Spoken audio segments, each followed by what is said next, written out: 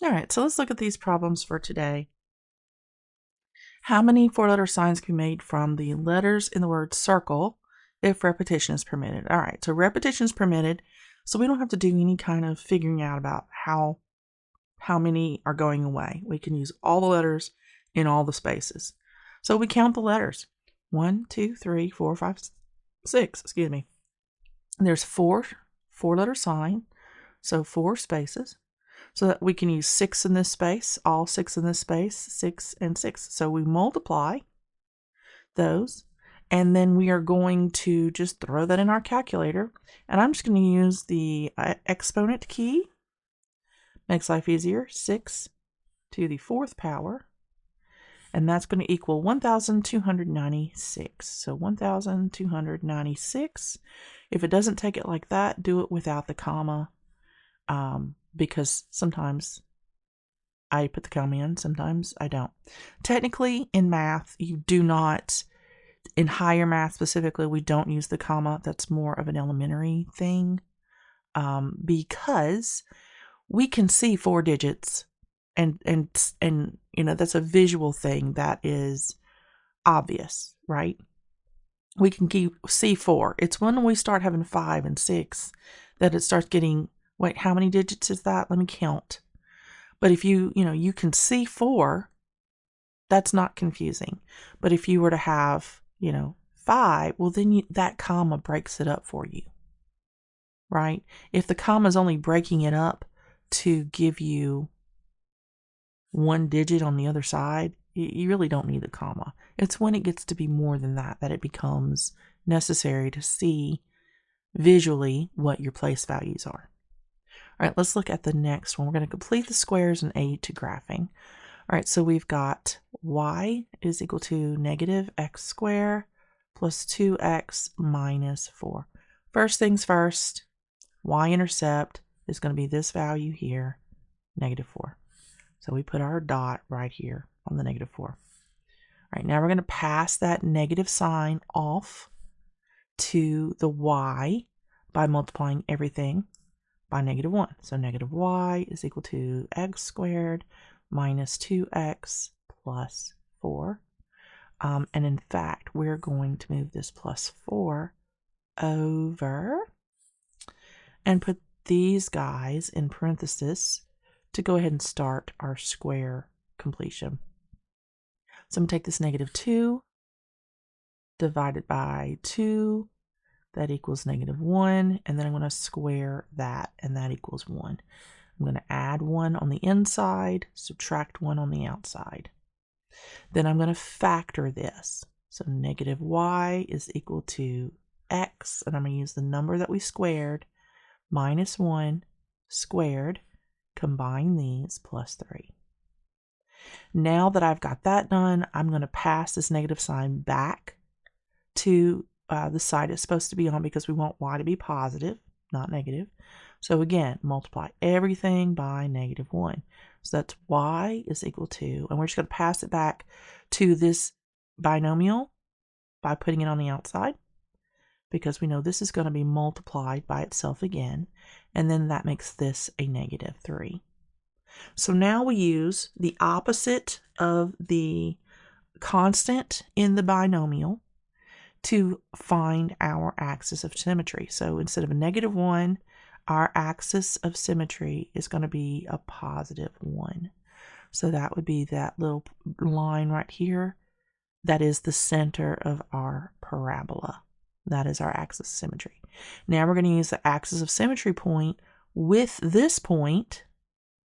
So this point, or this number, and this number together give us our vertex. So this is the x value, and the other one is the y value. All right, so that's going to be negative 3 right here. And now to find our mirror point, mirrored y. Here, all you really do is you're going to go to the axis of symmetry and count the number of spaces straight across. 1. So it's 1 space to the axis of symmetry, so you go 1 space to the other side. Boom, there you go. The mathematical way of doing that is to take the x value times 2. So 1 times 2 is 2. And you take the original y-intercept point, -4. That's exactly what we have here. It stays at the y, at the same point on y, but it doubles the axis of symmetry right there. So you can do that when you start at the y. Just double it, and it's true, right? Okay, so that is it. We just have to draw the parabola through the points, the little arrows on the end, and you're done. And that is all you have to do for that. All right, let's look at the next problem. Okay, so here, first of all, we're going to look at our domain. X is a member of the set of integers. Z means integers. So that means we're going to graph using just dots on whatever numbers are relevant. Now we look at the problem itself. We have 2 is less than or equal to -2 over x minus 1. Well, given the conditions of what we know about fractions, because that's where the x lives, is in a fraction, what can the denominator not be? It cannot be a 0. We cannot divide by 0. That just means there's no division going on. Well, that negates the actual form that it's in. So it's undefined. We cannot do that. So x, for this to be 0, x would be +1. So we're going to go ahead and state that x cannot be +1 in our solution. It can be any other number that is true for the solution except for +1. Now we can go ahead and solve. So in order to solve this, I have to take into account that this could be a negative number, which would kind of, we don't want a negative number in the denominator either. So we're going to multiply this by the denominator twice, x minus 1, x minus 1. And we do the same thing to both sides to keep it balanced, x minus 1, x minus 1, right? So then this one cancels this one. And then we can say -2 times x minus 1. And then we'll do all of this here. So x times x is going to be x squared. And then that's going to be a -2x because I've got -1x and -1x. And then I've got a +1. And all of that is still multiplied by the 2. So then this would be -2 times x is -2x. And -2 times -1 is a +2. Now I'm going to go ahead and finish this off. 2x squared minus 4x plus 2 less than or equal to -2x plus 2. So now I'm just going to combine everything. I'm going to get this to be 0 plus 2x minus 2 plus 2x minus 2. 2x squared minus 2x, that's 0, less than or equal to 0. All right, so now I'm going to factor, and this is really easy to factor because 2x is in both of these. So 2x times x minus 1 is less than or equal to 0. So all I have to do is set these two equal less than or equal to 0. And for it to be less than or equal to 0, one of these has to be positive and one of these has to be negative. So if the first one's positive and the second one's negative, this is what we have. 2x is greater than 0. X minus 1 is less than 0. Or it could be negative positive. So then 2x would be less than 0 and x minus 1 would be greater than 0. So those are the two conditions, and we have to find the pair, which one of these pairs is going to be true for both. So I'm going to find a number greater than 0 that would suffice here, and I'm just going to use 1, right? So 2 times 1 is greater than 0. Well, that's true. So we could use this one. And ultimately, we would divide both sides by 2, so x would be greater than 0. Actually, that's what I should have done. I should have just said, well, if I divide both sides by 2, x is greater than 0, so 1 is greater than 0, and that is true. So that one would stay. All right, so we circle that one. Now let's look at usually it's this one that's going to be true also. To make sure, I'm going to do this one over here. Just to see, just to make sure that this is false. If this is false, then I know this one is true, right? There's no guesswork there. So x minus 1 would be x is greater than a positive 1. A number greater than positive 1 is 2. 2 is greater than 1. So this one is true. If x is less than positive, oh, I'm sorry. I did not do that right, did I? Let me start over. Losing my ever-loving mind. I've got to use the symbol. I got to use the thing up here, not just the thing down here. You probably thought I was nuts. All right, so we solved this. X would be greater than 0. All right, that's the one we're looking for. Okay, so if x is greater than 0, 1 is greater than 0, so I've got to put it in this to make it true. No wonder. I'm losing it. Losing my mind. It's because the dog is really bad gas right now and I'm having to smell it. And it's affecting my mental capacity. That's what it is. That's what we're going to blame it on. Okay, so if x is greater than 0, we're going to use 1. So 2 times 1 times 1 minus 1, less than or equal to 0. All right, so 2 times 0, less than or equal to 0.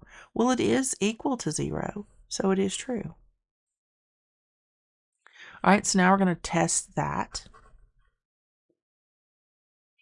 with, and actually, that would be this one, because this is the most reduced form, not this one. All right, x is greater than 0. All right, so now we're going to do this one to make sure it's false. So x minus 1 will be x is greater than 1. So if x is greater than 1, we can substitute in a number greater than 1, which will be 2. So 2 times 2, right, times 2 minus 1 is less than or equal to 0. All right, so 2 times 2 is 4. 2 minus 1 is 1. 4 to 1 is not, that's 4, is not less than or equal to 0. So these cannot be true. So that means that this one is true. And if we solve it all the way, x is going to be less than 1. So that is the one that we need, where we have x by itself, that is the one that we need. So when we graph this, integers, we've got 0, 1, 2, 3, -1, -2, -3. X is going to be greater than 0, and x is going to be less than 1 with integers. So that means that we don't graph anything. Sorry, I had to take a momentary break. But because there's no integers that can satisfy this solution, we would write that as, how we write that? We write that as 0 is less than or equal to x, which is less than 1. So we would circle the 0 at most. And that would be it. That would be our solution set. Circle the 0 for this problem, because there are no integers in between here and there. So we just circle it and we're done. Let's look at the next problem.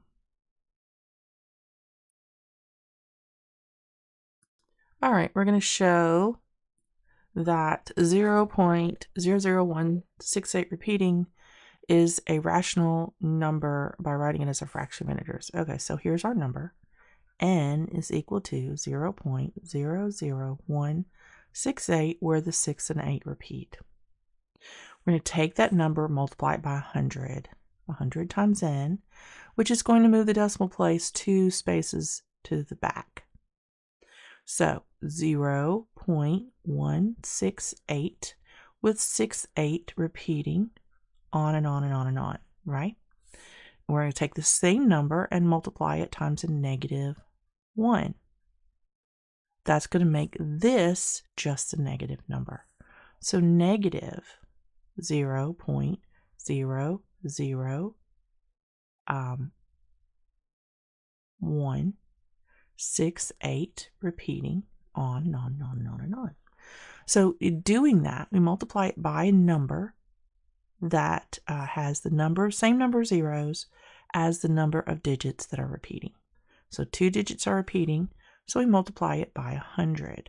That gives it the 2-place shift that we want, which makes it line up, the repeating part, line up exactly. So this being a positive, this being a negative, when we subtract here, these cancel out perfectly. Because 6 minus 6 is 0, 8 minus 8 is 0. So they line up and they're exactly right. So the only real calculation we're doing is 0.168 minus 0.001, which gives us 0.167. We also subtract here. 100 minus 1 is 99. 99 times n is equal to this number. We find n alone by dividing by 99. N is equal to 0.167 over 99. We don't want to have a decimal in a fraction. That's confusing. So we're going to multiply this by the number of places behind the decimal, being the number of zeros we multiply. That's 3. So times 1, 2, 3 over 1, 2, 3. So this times 1,000, this times 1,000. N is equal to 167 over 99,000.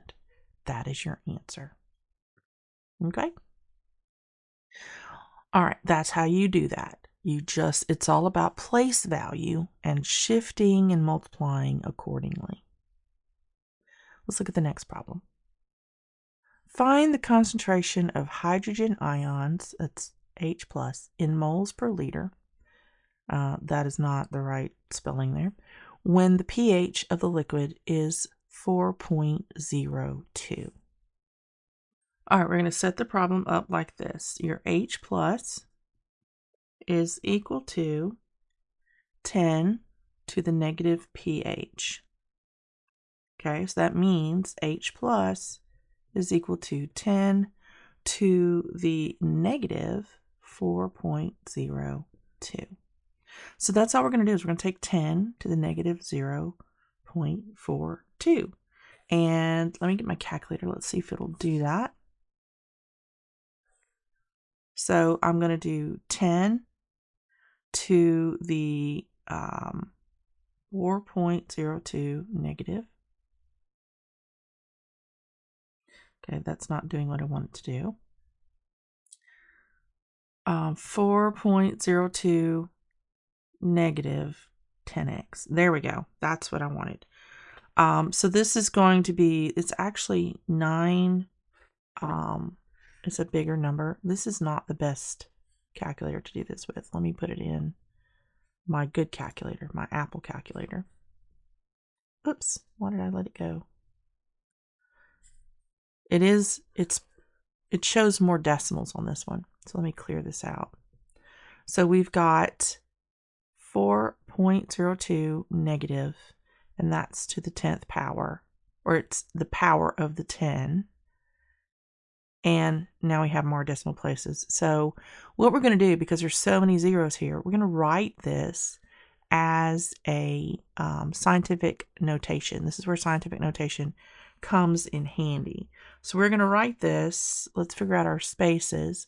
1, 2, 3, 4, 5. So that'd be to the negative 5. So H plus is going to equal 9.55 times 10 to the negative 5 moles per liter. And that's going to be your solution, this right here. That's how we would answer that. So whatever number it gives you, like this right here, when it says find the concentration of hydrogen ions, you're just going to do H plus equals 10 negative pH. And this is the number that goes in for pH. Then you just type in your pH number and then put it as a exponent of 10 to solve it. Put that in scientific notation if you have a lot of zeros. That's it. All right, let's look at the next problem. All right, so we are going to use logarithms as required to perform the following operation. Begin by writing the number as an exponential expression whose base is 10. So we're going to turn this into 10 with an exponent using the log 10 key. So I'm going to pull up my calculator and I'm going to type in 321,000, and I'm going to press the log 10 key and hit the equal sign. And I'm going to round this to 2 places because that's what is standard. This is going to be my exponent for the base of 10. So it will look like this. 10, well, let me get a pen, 10 to the 5.51 2 over 7. Okay. Now I'm going to change this right here to an exponent by multiplication here. Okay, so 5.51 times 2 divided by 7. Let me get my calculator back up. Okay, so 5.51, that's this number here. Imagine this is right over 1, right? So it's the same. So this times this divided by this, right? So let me go back to my calculator. All right, times 2 divided by 7. All right, so when I round that to 2 places as we do, I get 10 to the 1.57. So this is now my base 10 with my exponent. So now all I have to do is put this in my calculator as 10 with that exponent. So put in 1.57, 10x, 10 with that as the exponent. And my answer is going to be approximately 37.15.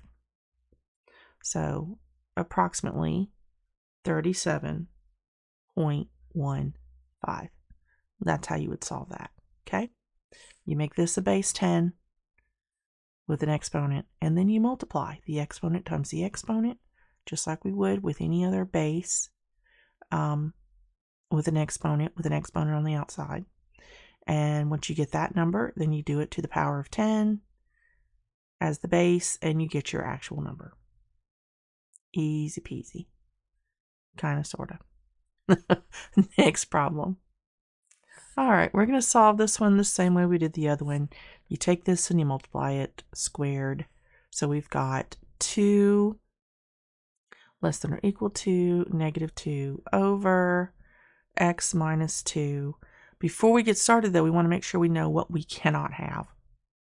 We cannot have a 2 because 2 minus 2 would be 0. We can't have a 0 in the denominator.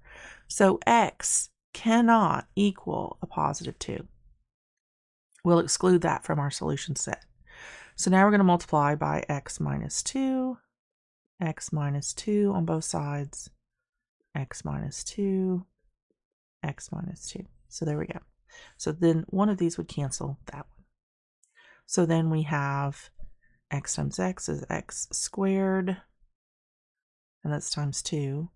And then that's a negative 4x and a positive 4 less than or equal to Negative 2 times x is negative 2x. Negative 2 times negative 2 is a positive 4. All right, subtract as normal, add as normal, add 2x, and subtract 4.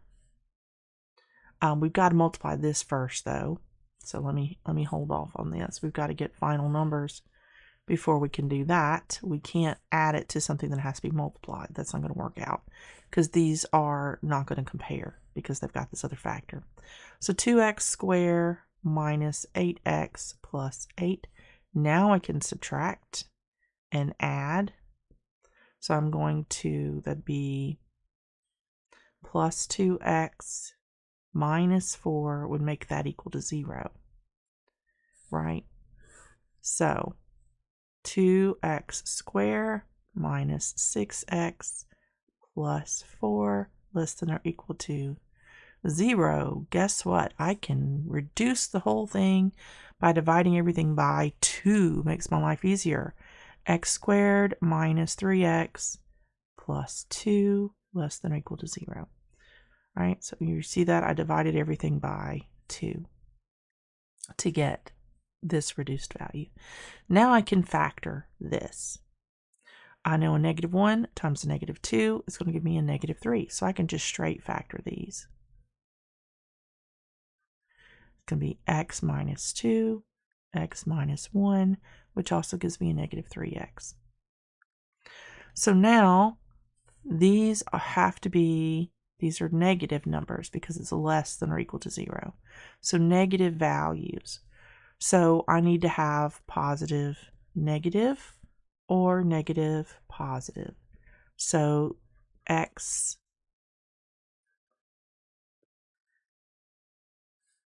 minus 2 is going to be greater than 0, and x minus 1 is going to be less than 0, or x minus 2 is going to be less than 0, and x minus 1 is going to be greater than 0. All right, so I'm going to solve.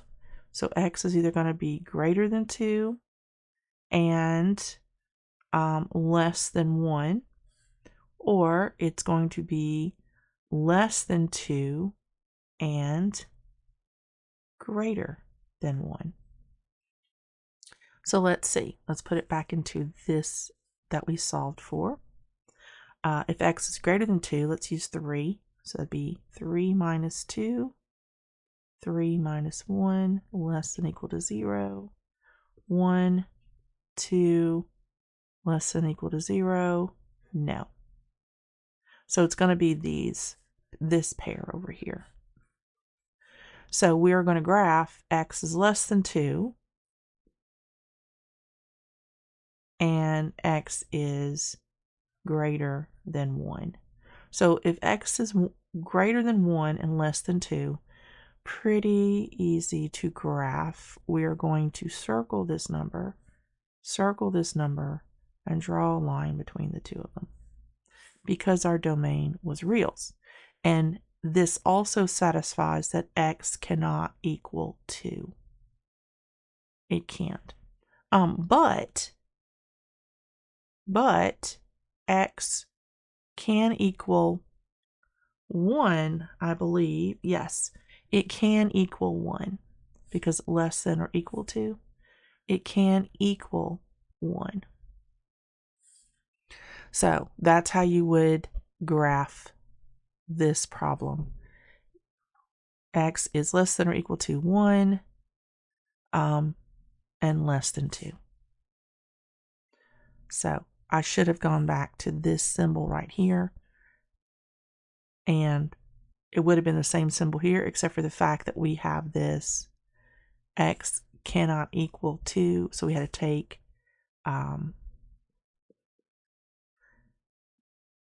that off because of this condition. So that goes like that, and that's why it's graphed in that way. Okay. All right, next problem. All right, let's look at this. Bettina was proud because she was twice as old as Daisy is. Daisy. Twice as old as is Daisy. That's very confusing. I bet that's a typo on my part. 10 years later, she was chagrined to realize that twice her age exceeded Daisy's age by 25 years. How old were the girls at the outset? Okay, so she's twice as old as Daisy. So Petunia, Daisy, now. Petunia is twice as old as is Daisy. So Petunia now is 2 times Daisy. Okay. And she was chagrined to realize that twice her age 10 years later, so plus 10. Twice her age exceeded Daisy's age by 25 years. So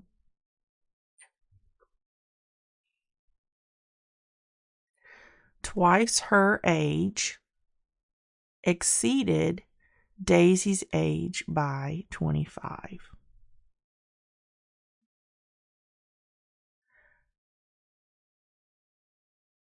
So 2 times Petunia.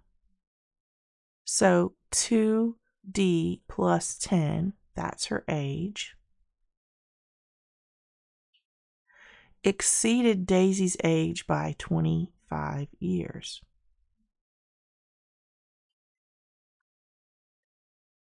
So that would be Daisy plus 10 plus 25. Actually, no. Be Daisy plus 10. Okay, so now that we have our expressions, now I can write this equation here. So twice her age is this,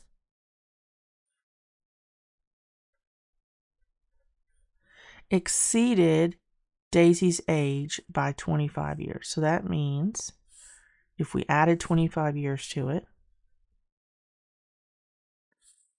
oh, no. I was doing it right the first time. Twice her age exceeded Daisy's age, which is D plus 10, by 25. So we have to add 25 years to that to get to Daisy's age in 10 years. All right, which is the same as this. So how old were the girls at the outset? So let's solve for D and find out. So this is going to be 4D plus 20 is equal to D plus 35. Subtract 20 from both sides. 4D equals D plus 15. Subtract 1D. So that's going to be 3D is equal to 15. So D is equal to 5. Okay, so 2D is going to be 10 and D is going to be 5. Let's see if that fits our scenario here.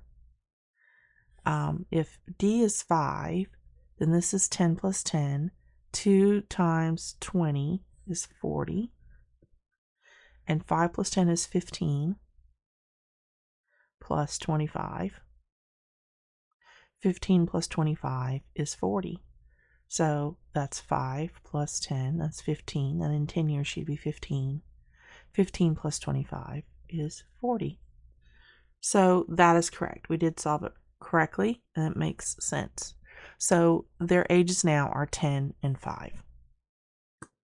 Okay, so it's all about finding that original way to state their ages that are relative to one another, that we can then create expressions to drop into the equation that we were given verbally.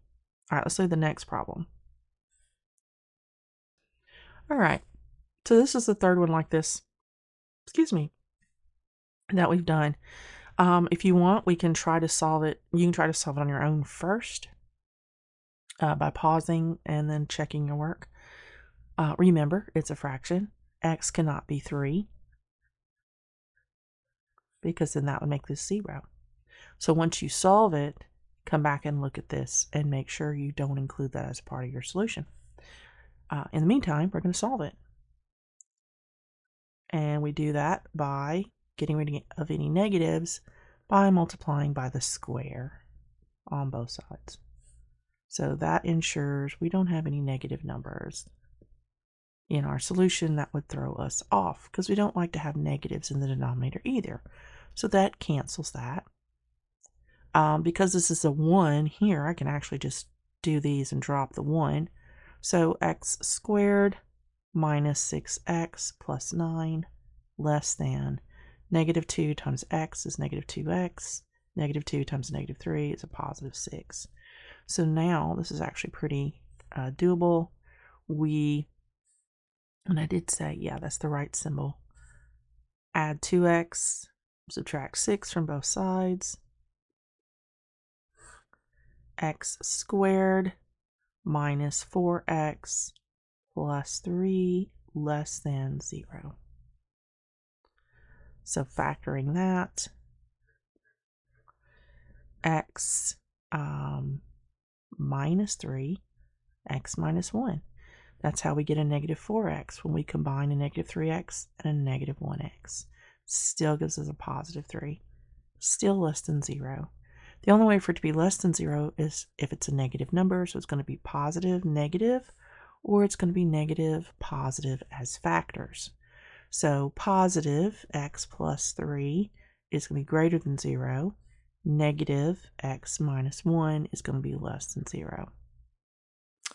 Negative x minus 3 is going to be less than 0. Positive x minus 1 is going to be greater than 0. All right, so x is going to be greater than a negative 3. X is going to be less than a positive 1. X is going to be less than a positive 3. X is going to be greater than a positive 1. So we can pick one of these to see which pair is true. So I'm going to pick this one because it's just the first one. X greater than negative 3, that'd be negative 2. So negative 2 minus 3, negative 2 minus 1. That's negative 5 times negative 3. Negative, negative makes a positive. So this is going to be the pair that is true. So we can say, let's put our x's in the middle. Less than 3 and greater than 1, and that is going to be what we're looking for. So when we graph this, it's going to be 1 is less than x, which is less than 3. 3 is not included in our solution set because we're circling it and then drawing the line between the two, and that is correct. We don't have to adjust it because our sign did not include an or equal to indicator, so there's no adjustment needed to our solution set. It is true, and it keeps this true as well. So that is how you would graph that. All right, let's look at the next one. Okay, I kind of have to confess that I sort of love geometry, and I kind of like doing these types of problems. It's really all about the triangle inside, and seeing the angles of the triangle that you're looking for. So what is the measure of angle B? So we're looking for this measure right here. All right, angle B. So in order to get to angle B, let's figure out where we are.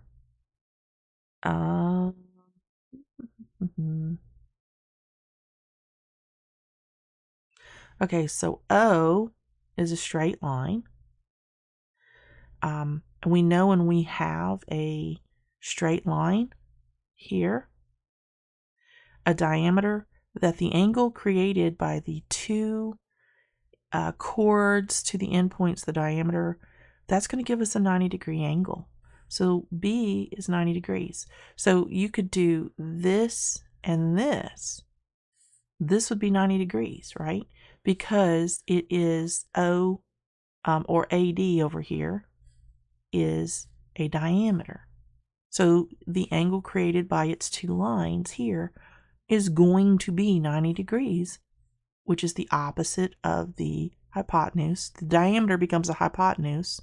And when the diameter is the hypotenuse, it's the hypotenuse because this is 90 degrees. I'm not explaining myself very well.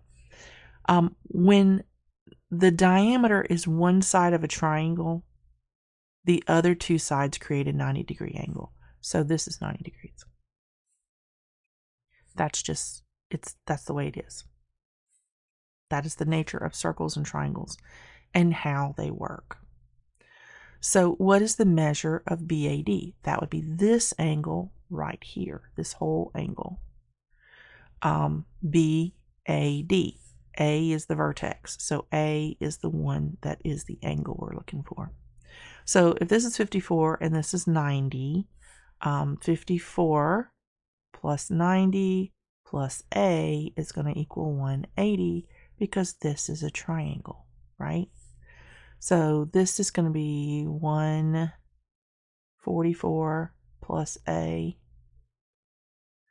A is going to equal 34 degrees.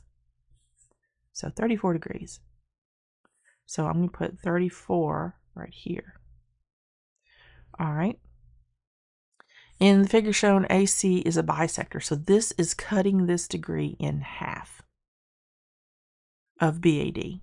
So that means that if A is 34 degrees, and this is cutting 34 degrees in half, then this is 17 and this is 17.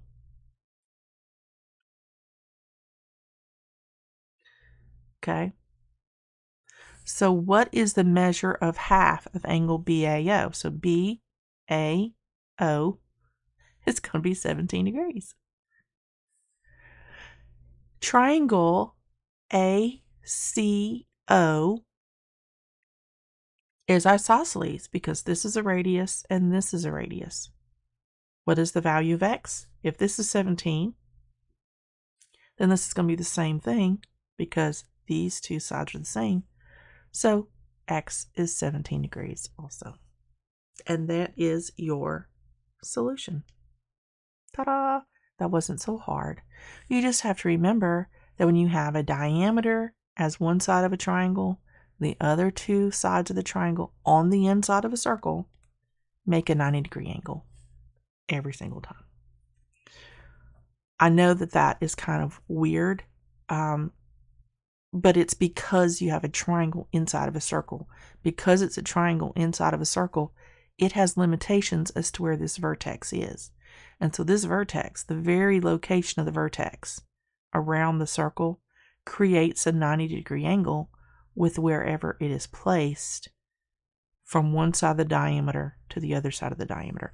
Isn't that nuts? Now, if it could go above or below, it wouldn't. That wouldn't be the case. But because it has to be on the circumference of the circle, it's always going to make a 90-degree angle wherever you put the vertex along the circumference of the circle, using the diameter as the other two endpoints of the angle. Isn't that cool? All right, I'm going to quit being geeky. Let's go to the next problem if there is one. All right, solve by completing the square. So to complete the square, we have to get everything on one side. So we are going to subtract 2x and add 1 to both sides. So negative 5x squared minus 2x plus 1 equals 0. Now, boys and girls, can we have negative 5 and complete the square? Absolutely not. So we're going to divide everything by negative 5. So x squared plus 2 over 5x minus 1 over 5 is equal to 0. This gets rid of the lead coefficient and makes this positive. Now, to complete the square, we are going to shift this back. So x squared plus 2 over 5x is equal to 1 over 5. Now, I'm going to shift to the red color here so you can see what's going on. 2 over 5, in order to divide that by 2, we're going to multiply it by 1/2. That's going to equal 2 over 10, which is the same thing as 1 over 5. Imagine that. This is what we're going to square. That gives us 1 over 25. This is what we add to both sides.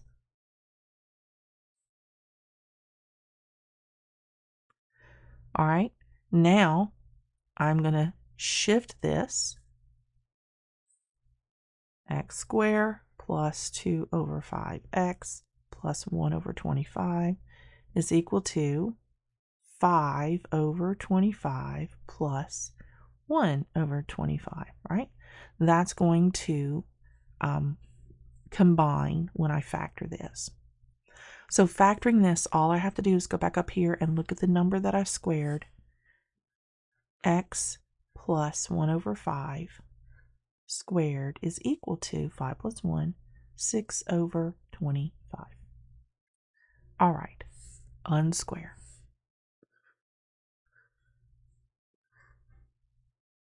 So I have now x plus 1 over 5 is equal to plus or minus the square root of 6 over 5.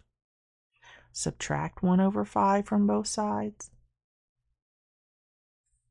X is equal to negative 1/5 plus or minus the square root of 6 over 5. That's your answer. Dunsies. All right. Let's look at, yeah, we completed the square. That's as far as we can go. So now let's look at the next problem. Do we have another problem? Let's check. All right, so we're going to write the equation like this. H plus is equal to 10 to the negative pH, just like we did before. So H plus is equal to 10 to the negative 3.13. So all we have to do is put that in our calculator, and I like using my Apple calculator better for that. So let me clear this out. So I'm going to put in 3.13 negative 10x. That's going to be my exponent on 10. And this has got a bunch of zeros, so we're going to convert this into scientific calculation, or the scientific notation, not calculation. Scientific notation, so 1, 2, 3, 4. So it's going to be a negative 4, and that's 7.41. So H plus is equal to 7.41 times 10 to the negative 4 in moles per liter. That's your answer. Right there. All right. Starting to get the hang of those. That's the way that's going to work. All right. Next problem. Okay. So I don't have any directions with this problem. So I'm going to take some guesses. I don't know which one it is in the book. I don't see it. Okay, in the book it says use the ln key to express each number as a power. So that means we're going to use the ln key to solve this.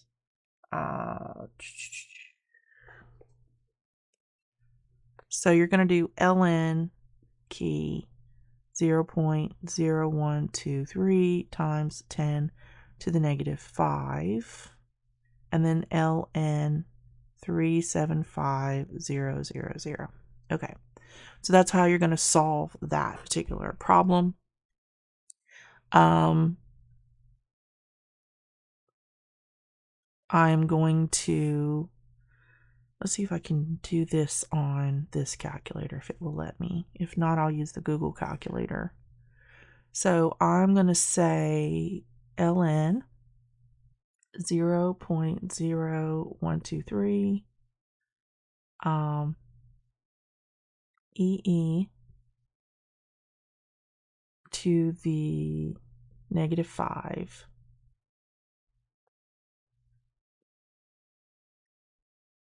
All right, that should be, yeah. So then this becomes your E, your exponent on E. So that would be a negative 15.91, I think, if we do 2 digits like we usually do. Yeah, 91.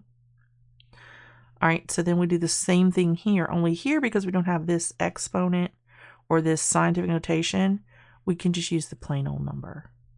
So I say ln 375.123, close parenthesis, and I get, that's going to be over e, and then that number was our exponent, and that was 12.83, as we refresh, pull back up.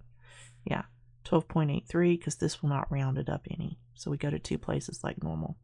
So now all we have to do is bring this to the top. It's positive down here. It's going to be negative up here, 12.83, because we brought that to the top and it changed the sign of our exponent. So we're going to have e to the, I might need to get a calculator to add those together. This could be 4, 7, 8, 2. So negative 28.74. Yeah. All right. So then that becomes that. So then all we have to do is put that in the calculator. So I'm going to bring my calculator back up, and I'm going to clear this out, and I'm going to say e to the x. Actually, I think I do that second. So 28.74 negative, hit the e button. Yes, that puts it in the exponent. Equal sign. This number behind the e, this is going to be your base 10. That's the power you're looking for. So this would be rounded, because the 8 would round the 9 up. 3.30 times 10, that's what the e stands for, to the negative 13th power. So that's our solution. 3.30 times 10 to the negative 13. So see that whenever your calculator does that e to the negative 13, that e means times 10, and then this number back here, whatever it is, positive or negative, that is your exponent on the 10. And then you just round that first number to 2 digits. That's usually what your teacher or book is looking for, and that's your solution. It's already putting it in scientific notation for you. You just have to recognize what that is on the calculator, okay? So that e means times 10 when you see it on your calculator. All right, and that would be the answer that we're looking for. All right, let's see if there's another problem. And that was the last one. So, if you had any struggles or I didn't explain anything well, which is, more than likely, ask for more help. You can also use more resources than me. Google has some good info out there, especially if you do the Google calculator. You can type it in exactly the way it's written here, and it will give you the step-by-step how it goes from one to the other. You really just need to know how to type it in to get to here. All right, so I highly recommend having a better calculator than the one that, scientific calculator is great if you know how to use it. If you don't understand your keys, use the Google calculator to help you understand how to do that. Because then that'll give you the answer you're supposed to have, and then you can use your calculator to get there, and you can figure out which keys you need to use. All right. Okay, that's all we have for this video. I will see you in the next one, but we're running out of videos because we're almost done, which is awesome. Okay, bye for now.